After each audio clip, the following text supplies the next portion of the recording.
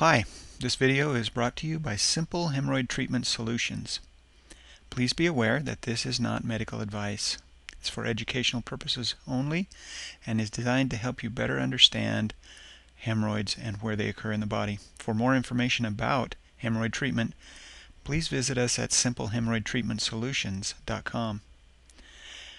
The discussion of hemorrhoids is an uncomfortable subject for most people, but in reality it's a very common ailment. It's estimated that as many as 50% of the population will deal with some aspect of hemorrhoids during their lifetime. Today we're going to look at a few anatomical drawings or pictures that deal with the area of the body where hemorrhoids occur. Our goal here is to help you understand a little bit better where and how they form. First, let's take a look at an overview graphic of the body that deals with the digestive tract.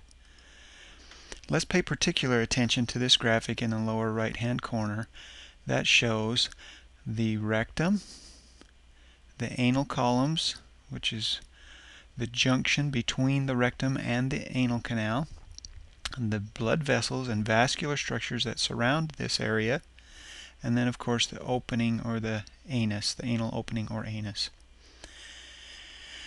Next, let's take a look at what might be referred to as a healthy rectum and anus in a human being.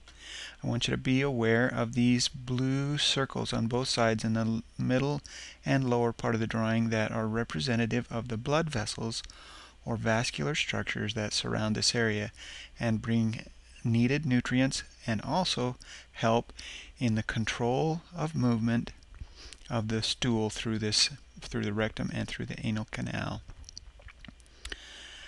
These structures are referred to as hemorrhoids. Everyone has hemorrhoids. Not everyone suffers from inflammation, but everyone has these structures in the rectum and anal canal area of their body.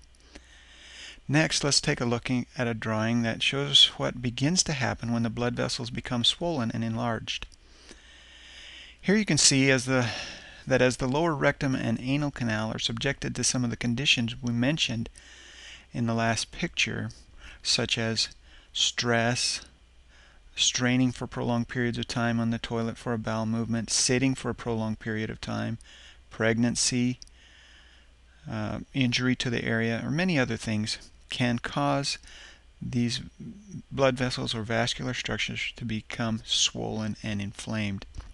As they do in the formation of an internal hemorrhoid, the tissues become very thin and can even cause blood to pass through and have it show up on the stool and on the toilet tissue.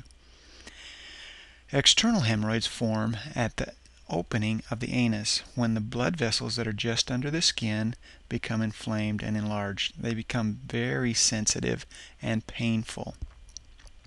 The next graphic shows in greater detail what happens in more advanced cases. Again, notice that the internal hemorrhoids form near the pectinate line, which is right here, where the rectal columns join the anus. Severe internal hemorrhoids can become prolapsed or fall out when they become so large that they are pushed out through the anal opening during a bowel movement or straining. They're graded in severity from 1 to 4 depending on whether they retract by themselves or whether they need to be pushed back up into the rectum and anus area. Also be aware of how an external hemorrhoid forms when the blood vessels just under the skin at the opening of the anus become swollen and inflamed and enlarged. They become very sensitive and painful. Both types of hemorrhoids can manifest with some blood on the stool and on the toilet paper. Our goal has been to help you understand that hemorrhoids is very common as an ailment. However, even though many people suffer from it, it's very treatable. You can get more information about successful treatment of hemorrhoids at simpleHemorrhoidTreatmentSolutions.com. Thank you for your time.